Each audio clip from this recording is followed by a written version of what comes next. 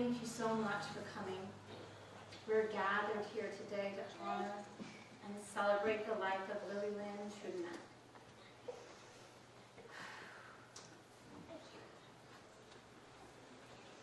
Today's gathering is an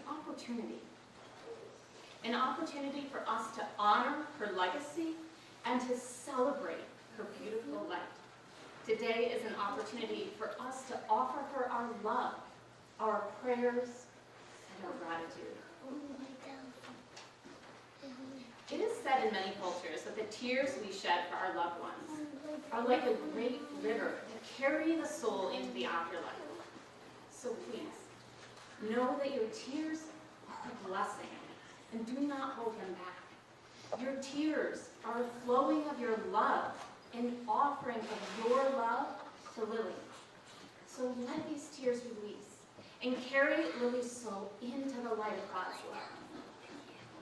We will begin today with a moment of silence, followed by a short prayer.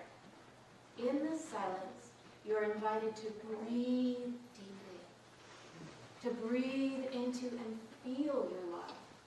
If you're moved to, you may offer a silent prayer, a wish, a golden blessing for Lily and her family during this moment of silence.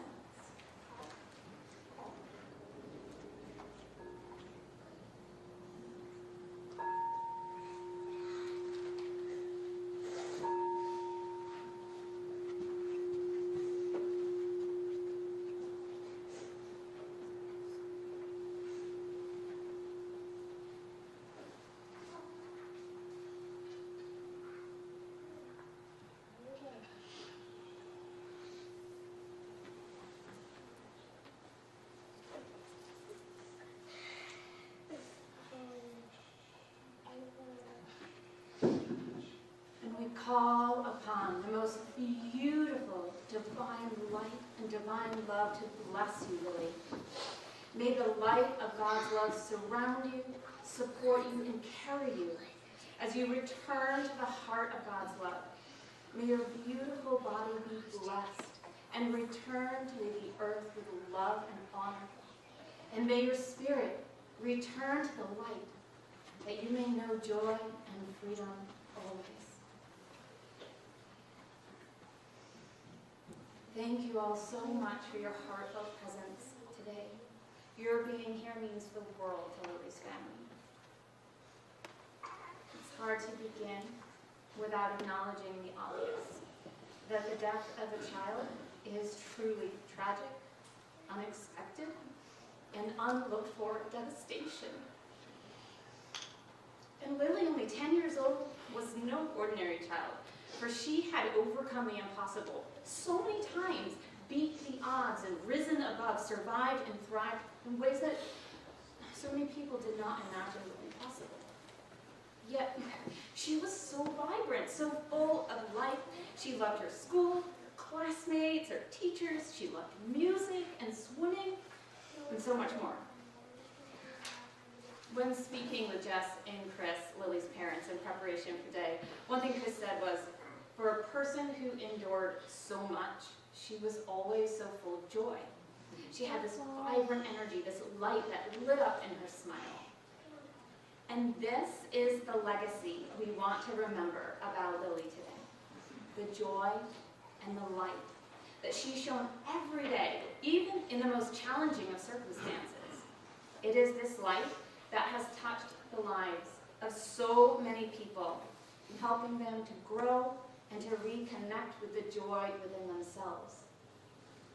Chris said, you couldn't spend too much time feeling sorry for yourself in her presence. He and Jess spoke of how much Lily had taught them, how much he had helped them both to grow and strengthen, saying that Lily had truly saved their souls. They spoke of the inside jokes Chris and Lily always shared about playing basketball together, or rollerblading in her wheelchair, of her dance parties with Jess every Thursday afternoon. They spoke of a life together, filled with joy and laughter. But instead of paraphrasing, I'd like to invite Chris to share with us, in his own words, about the joyful life of his beautiful daughter, Lily-Lynn Trudnak.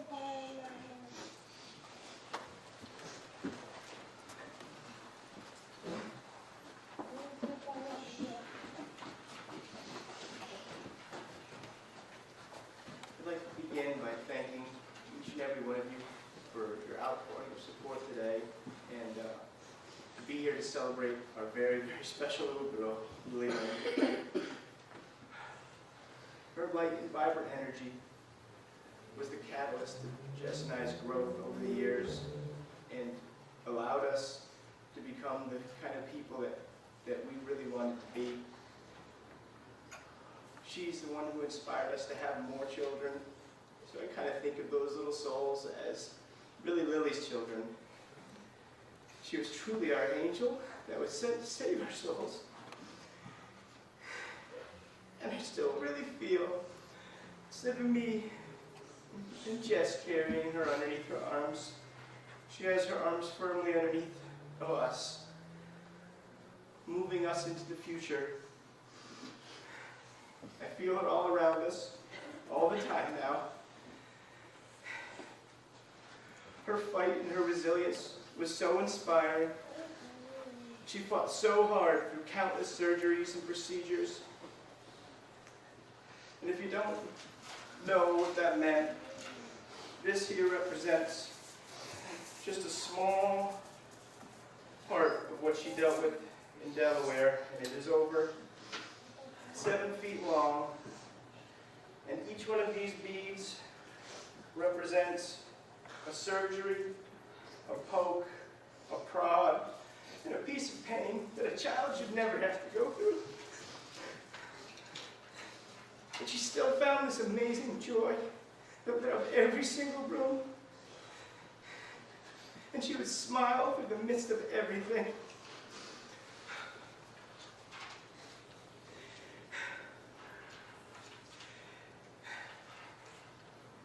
There's some beautiful, amazing people that Lily brought into our lives. I'd like to start with our nurse, Jess, who became a part of our family, coming in for late nights and being there for us in many, many family times, far beyond the call of duty. Even the birth of our daughter, Harper, while I laid there sweating from Lyme disease. Nurse Jess helped my Jess in the birthing tub and birthed our little daughter on our living room floor. I would like to invite Jess to come up and say a few words.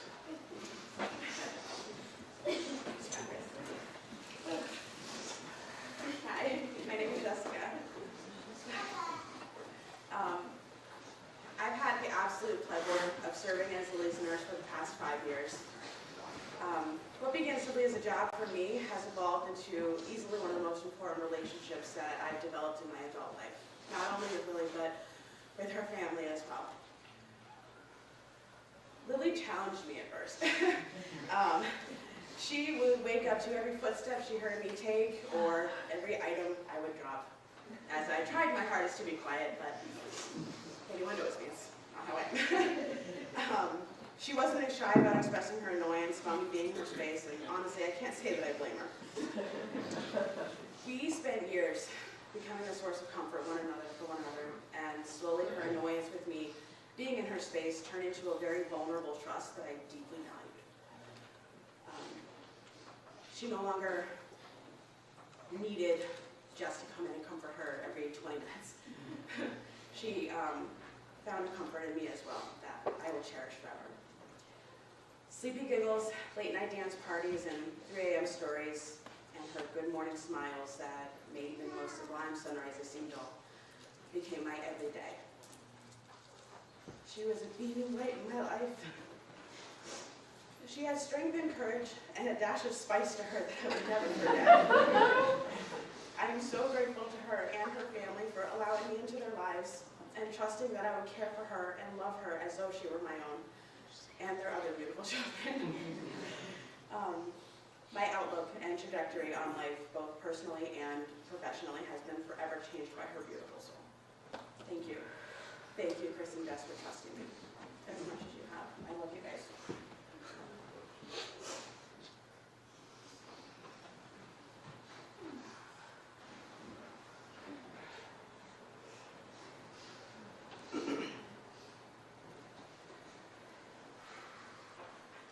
When we moved to Lebanon,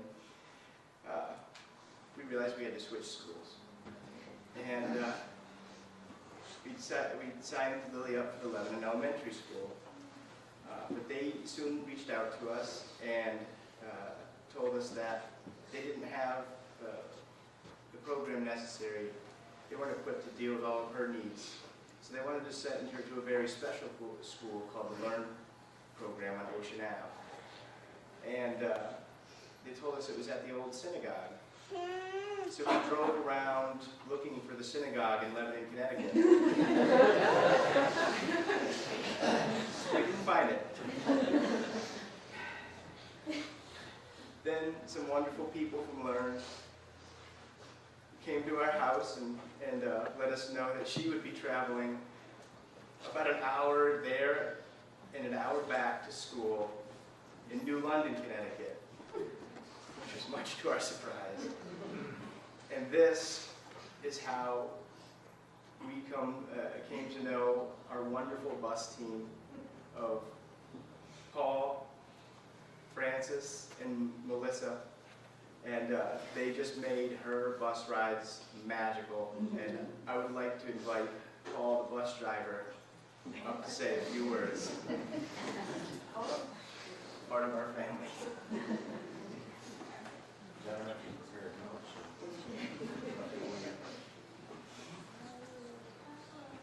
I was driving Lily for about 3 or 4 years, and it was nothing but pure joy.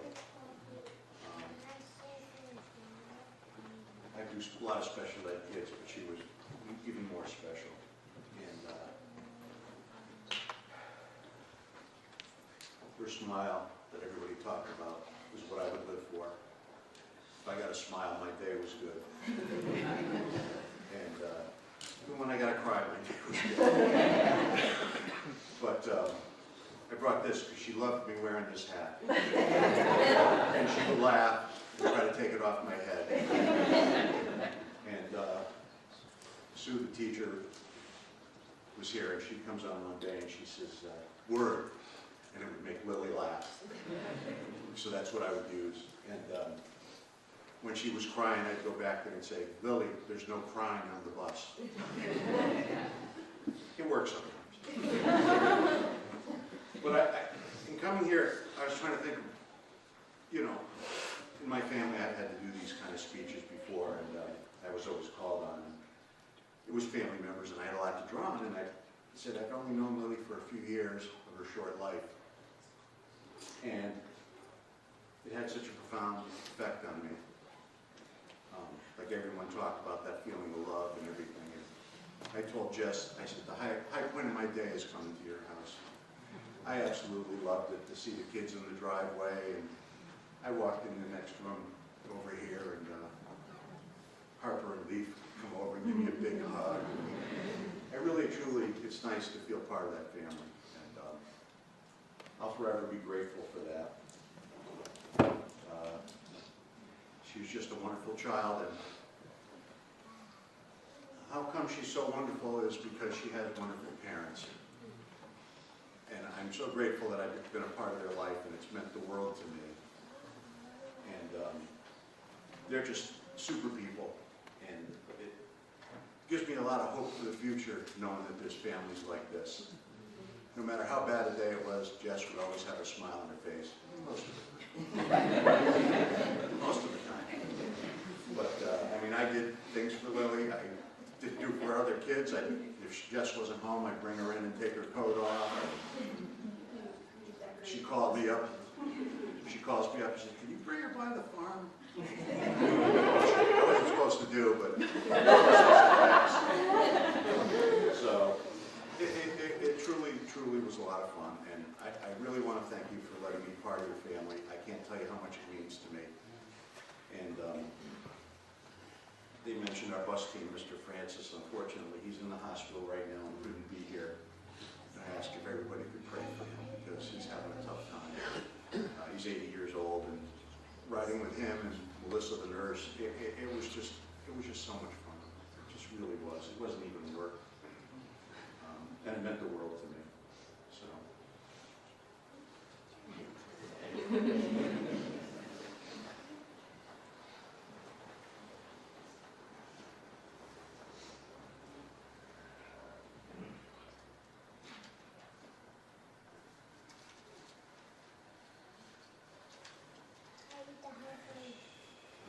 next part of her day, she was pushed to excel and reach every goal.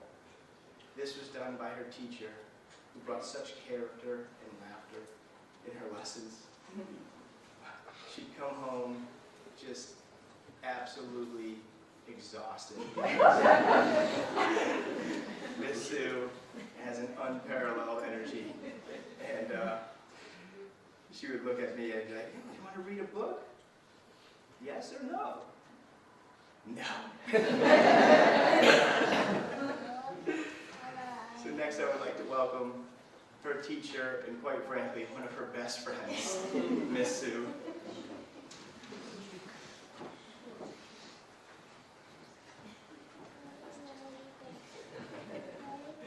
I am Miss Sue. We had class, it was not just me wearing out Lily-Lynn, but I did have the privilege and honor of being Lily's teacher for the past year and a quarter, not counting the extra time I used to sneak into her classroom out of my other classroom just to meet her.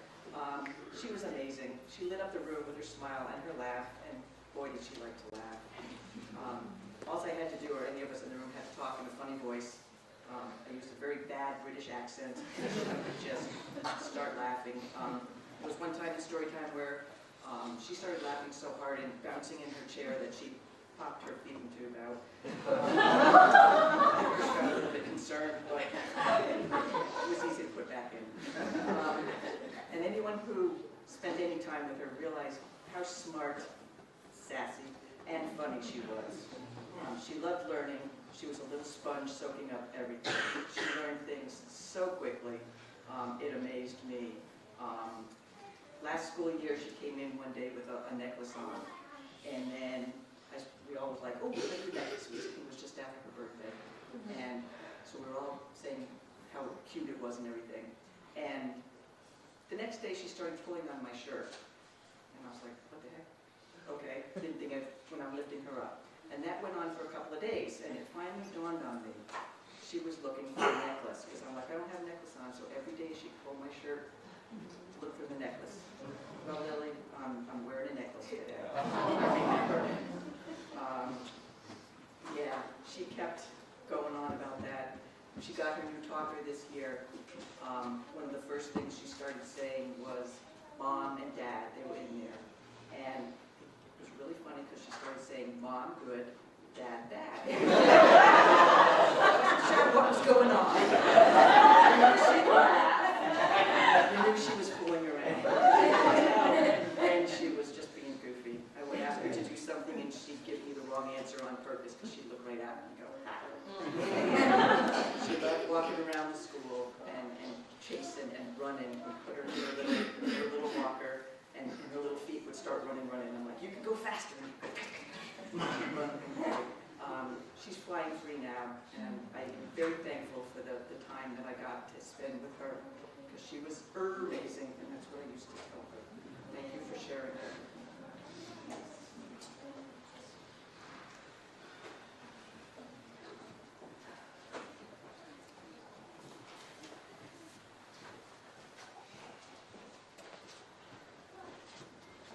Lily and I's favorite activities to do together was her wheelchair racing. This little girl had a need for speed.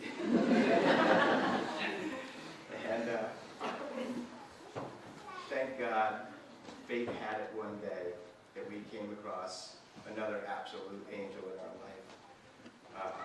Who approached me like a car salesman, as he would say, to see if we'd be interested in joining the Hoyt racing team and just get involved. And this was a huge part of her extracurricular outside of school activities.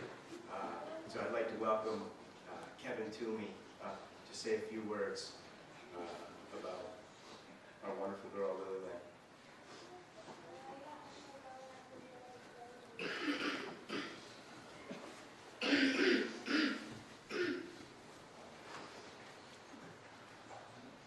I'm also a nurse, and I'm also a high school teacher. The world's struck me quite deep this game.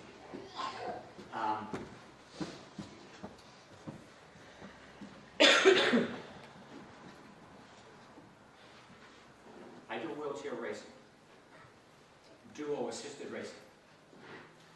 usually the child in the chair is quadriplegic. And the young lady that I had previously pushed was a student of mine in Bristol, and she died. And my chair was very empty. And I have grandchildren. I have 2 grandchildren that go to school in Poland. Nice town. And I picked them up from school, and they wanted to go to the playground. And in Tallinn, there are 2 playgrounds. There's the blue playground and the rainbow playground. And I wanted to take them to the blue playground. So I said, Abby, let's go to the blue playground. He said, no, I want to go to the rainbow playground. Okay. So we go up to the rainbow playground. And this kid's climbing on things and running around. And there's this guy with a man-mountain beard up on the play skate, chasing this little blonde kid. Up and down and through stuff and crawling. And I said, I like this guy. And Lily was there. And Lily was in the chair. And my wife, Molly, was with me. And it came time for us to leave, and it came time for them to leave. And I said to Molly, Mo, give me a minute, will you? And she said, oh, here we go again, Kevin. So I walked over, and I said, you don't know me, you know, and you might think I'm a nut, but I'm not. You know? And like the used car sale, I thought, because I have had people hang up on the phone, and I'd call them up and say, you don't know me, but I do this wheelchair rep, bang. And so I said to him, is this something that you think you might ever want to do? And his eyes lit up, and he said, holy jeez, he says, I've been waiting for this. I didn't know how to do this. I was waiting for someone to come by and say, how do you do this? How can you get involved in this? I said, well, it just so happens I can help you. You know? And for me, that was a very, very joyful moment. And you know, I was talking to Molly on the way home, and you know, and I was telling her, you know, she's like, this kid, there's something about this kid, I don't know what it is. So I went down, and I brought with me a training wheelchair, training racer. And I gave it to him. And then I started saying, and again, they still don't know me. And I started saying, you know, I'm going to lend you this racing chair. And all of a sudden I looked at Jess and I saw her face go, oh, here we go. Here comes the sales pitch, you know. And I said, yeah, I'm going to lend this to you for, I don't know, 6, maybe 7 years. And then, if after that point in time you decide you want to get involved in wheelchair racing, you got to plan for a real dedicated wheelchair. And that was the start, you know. And the chance that I had was to race with her. And I gave her legs. And she gave me joy and compassion. And she gave me pure love. And I didn't quite know how to take that. You know, I had in my life had a very severely involved sister who never left bed. And she lived 19 years and never left bed. Never got a bed sore. My mother rolled over every hour and a half. And sometimes selfishly, when I was pushing Lily in the chair, I was pushing my sister. And I found great solace in it. And our first race was in Lebanon. And Chris was very excited about it. But he wasn't racing.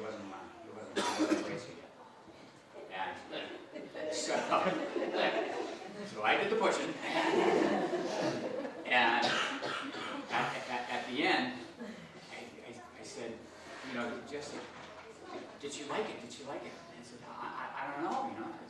She kept doing this, you know. And she said, should you put a hand up like that and try and touch your face? I said, yeah. She said she loved it.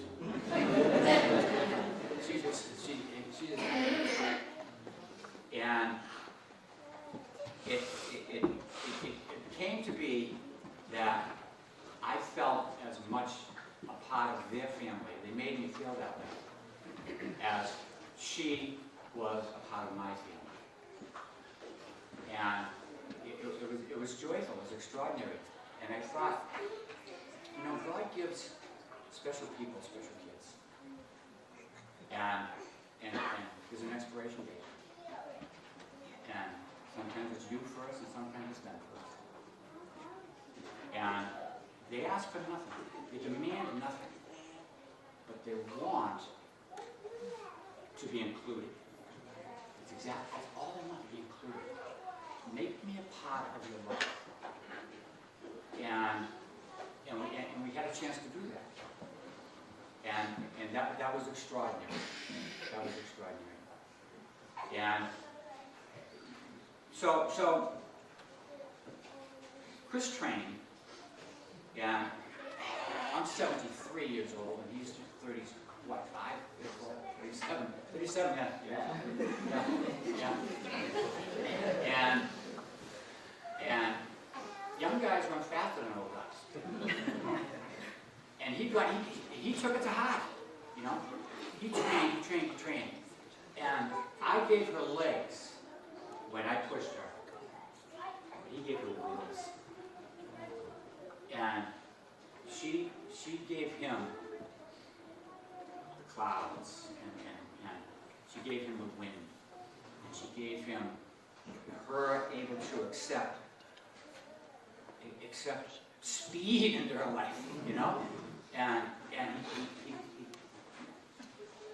she gave him wings, so the two of them could soar above. And when you were watching him race, and my pleasure with the last two races that we had, I didn't push anyone.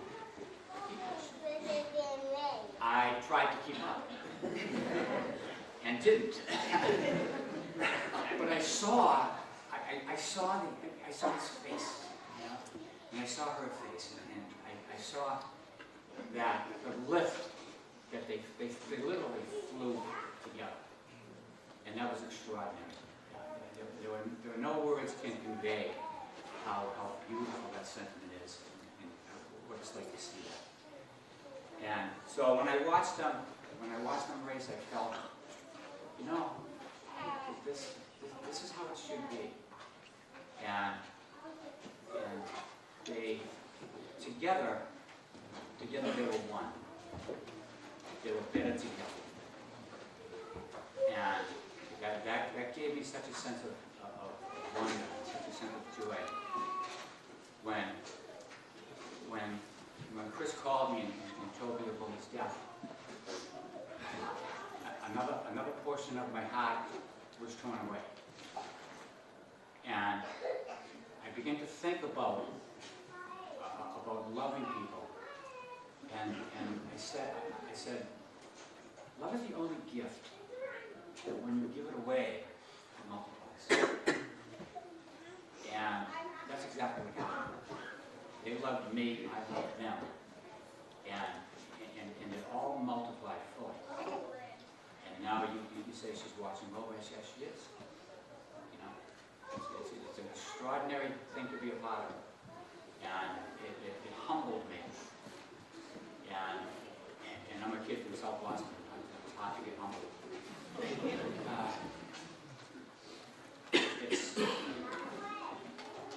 I said earlier when I had no words, you know, but they came to me, you know, because she's in my heart. Yeah, and that, you know, she would look, she would turn her head to circle to the side, and then she'd look, and the head would go back, and the eye would go, and the hand would go up, and I would say hi to my sister. You know, so thank you for that. It's an extraordinary time.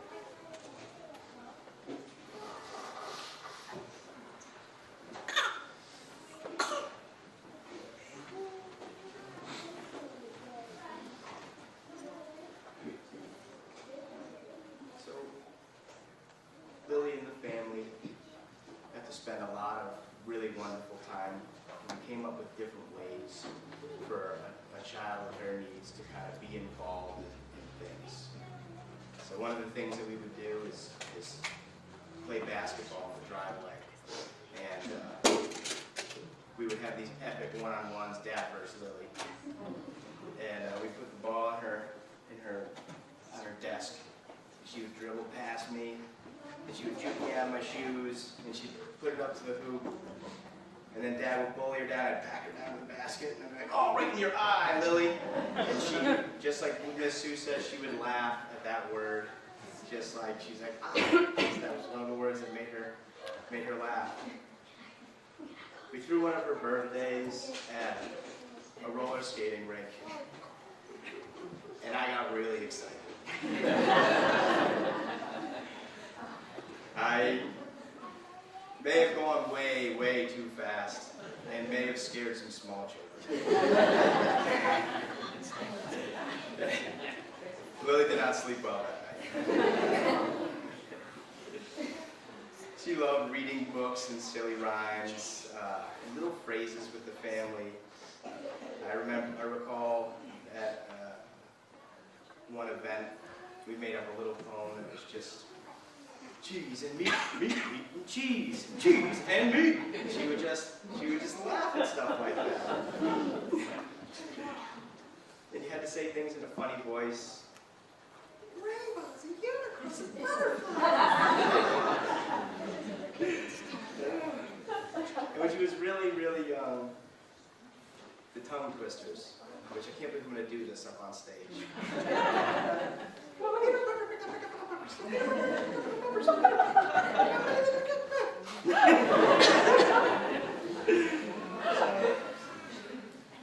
She loved dancing on Thursday nights to Viking Bell with Mom. And Mom can dance.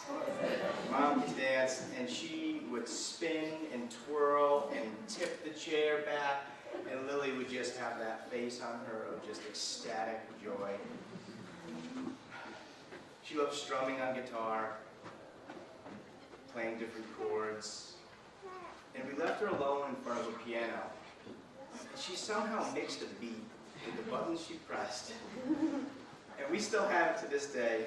We're sending it to a producer in Philadelphia.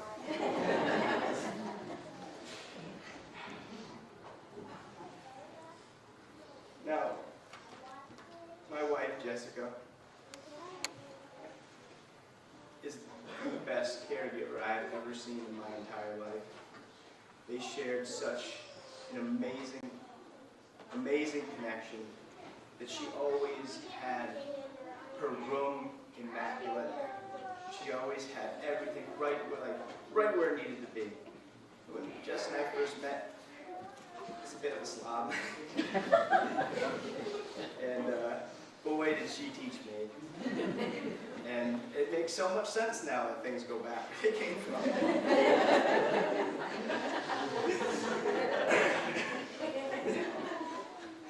Her intuition for what was wrong with Lily was like no other relationship you ever saw. She knew what that little girl needed just by a slight difference in her cry, by a wince, by a nod.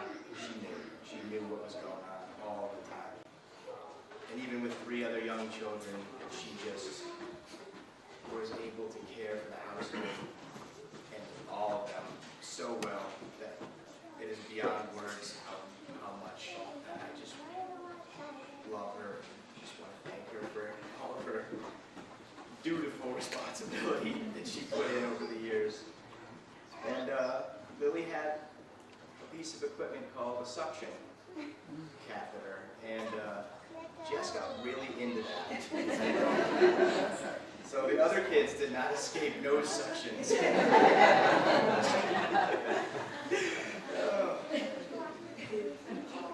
Yeah, I know. Keep that as long as you want.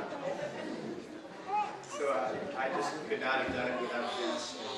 And Lily was our absolute everything. Our entire world revolved around just how we could make her life wonderful, how she made ours wonderful, how we could move about the world in a way that she would be comfortable.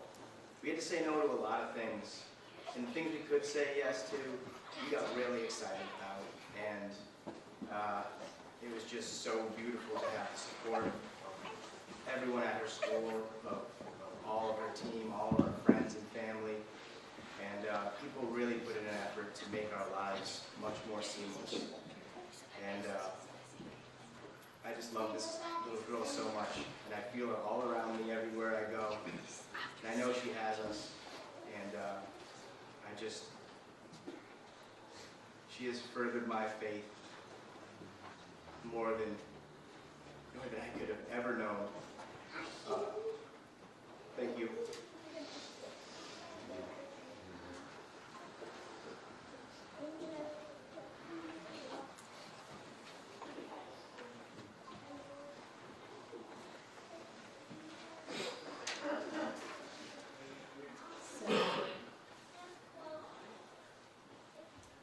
Shared this beautiful poem, and Jess and Chris were so moved by this that they asked me to share it with all of you. It's a prose poem written by John Alessi, and it is called The Brave Little Soul. Not too long ago in heaven, there was a little soul who took wonder in observing the world. He especially enjoyed the love he saw there and often expressed this joy with God. One day, however, the little soul was sad, for on this day he saw suffering in the world. He approached God and sadly asked, "Why do bad things happen? Why is there suffering in the world?" God paused for a moment and replied, "Little soul, do not be sad, for the suffering you see unlocks the love in people's hearts." The little soul was confused. "What do you mean?" he asked. God replied, "Have you not noticed the goodness and love that is the offspring of that suffering? Look at how people come together, drop their differences, and show their love and compassion for those who suffer. All their other motivations disappear, and they become motivated by love alone." The little soul began to understand and listened attentively as God continued.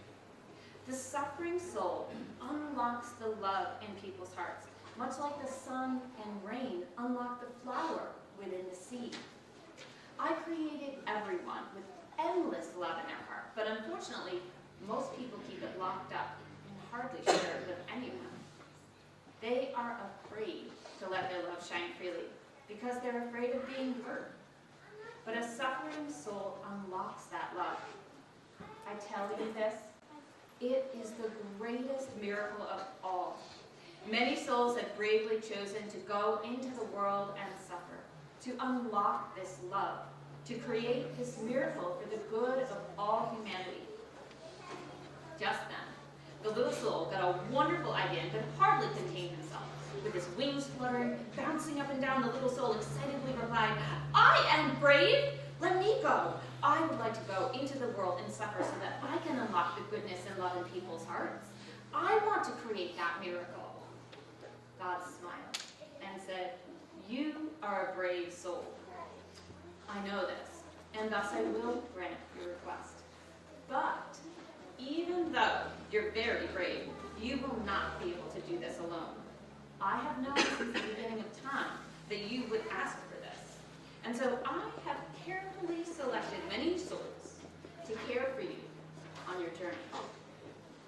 Those souls will help you create your miracle. However, they will also share in your suffering.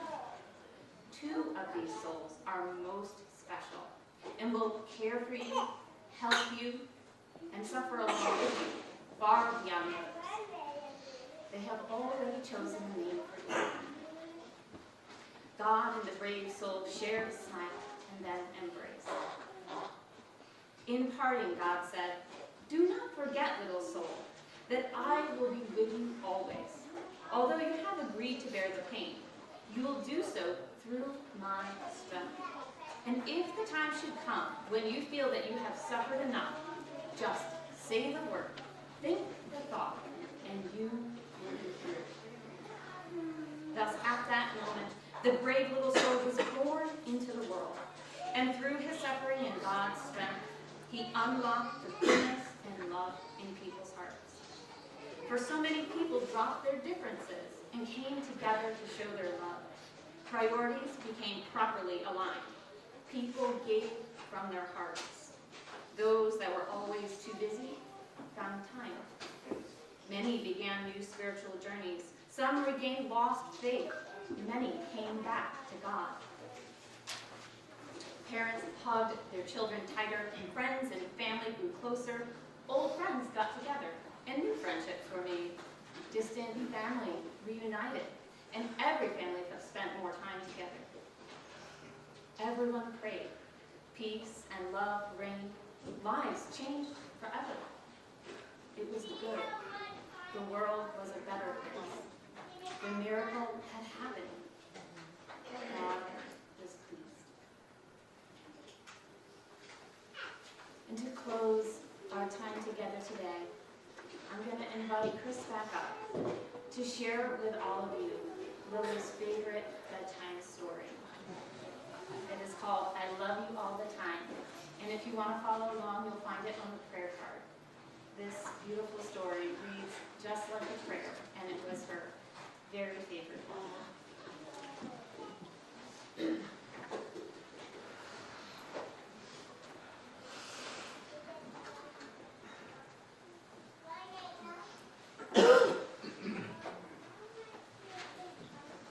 Love is in the morning when you wake and smile at me. Love is when we talk together, happy as can be. Sometimes love is quiet, and it needs no words at all. Love is there to catch you when you are about to fall.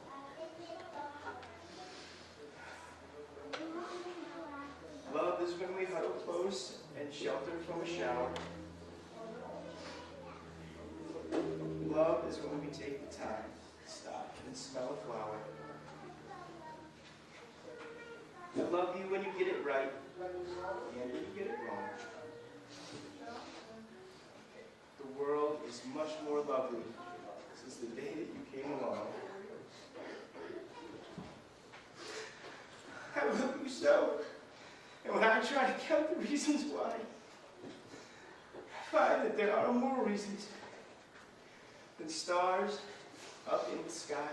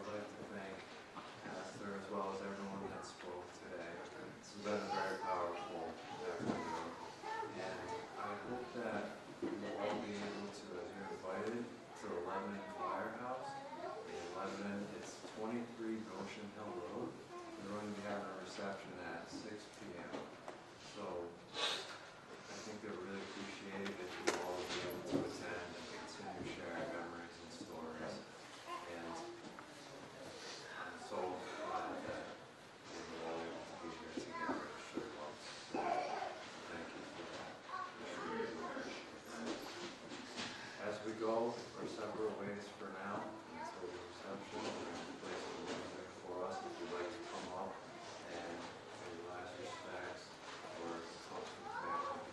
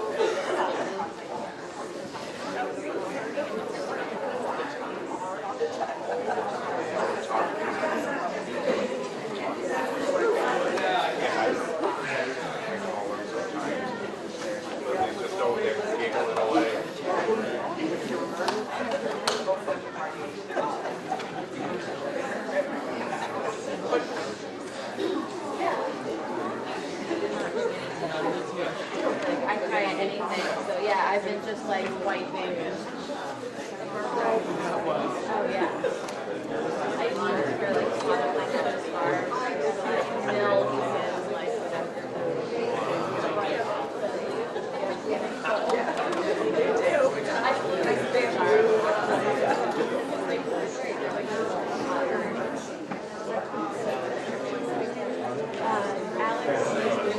They're all working. My kids. We have to wash our dryer right now.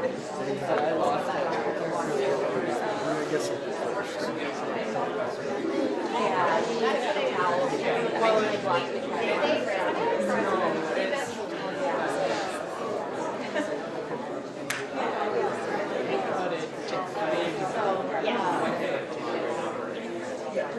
Which is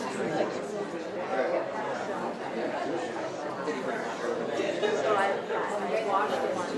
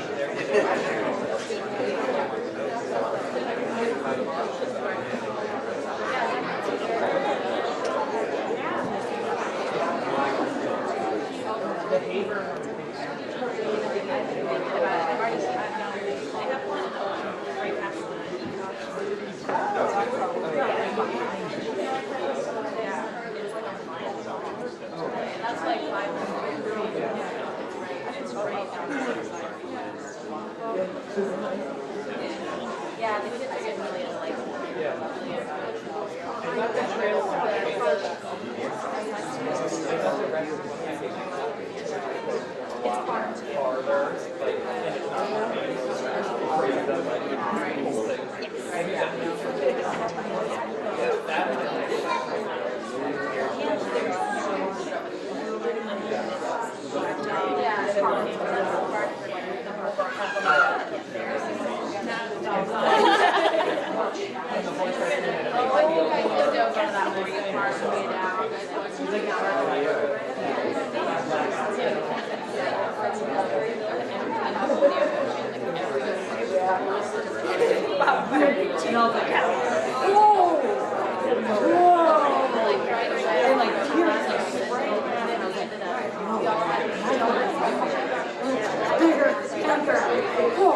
Like I said like 2 sentences maybe, and then like right after that.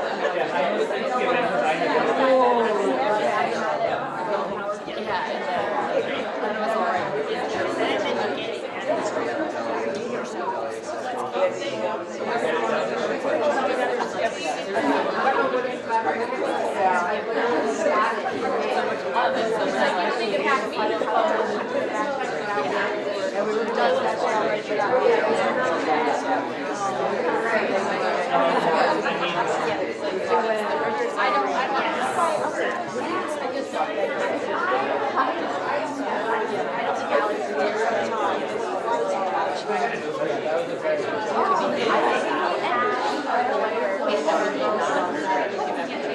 But boys can be friends with like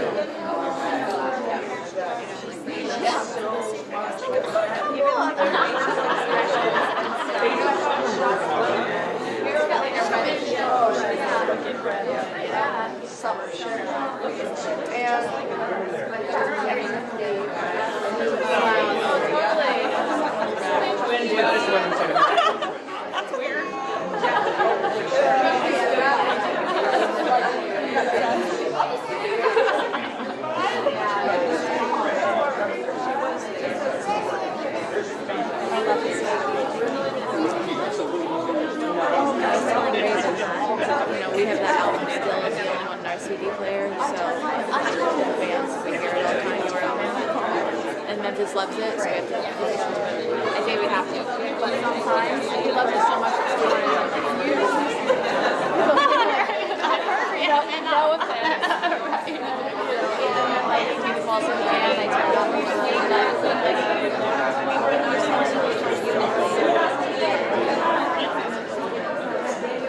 yeah, well, when I recorded that, I was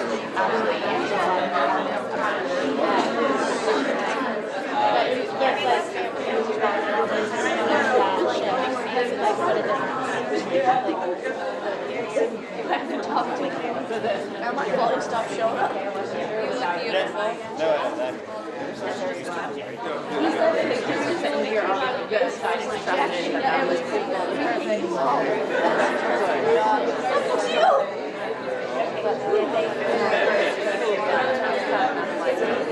After the first like 2 sentences, all of a sudden like the energy from the room, like everybody's intensity and emotion, everything just like hit right in my solar plexus. Like just like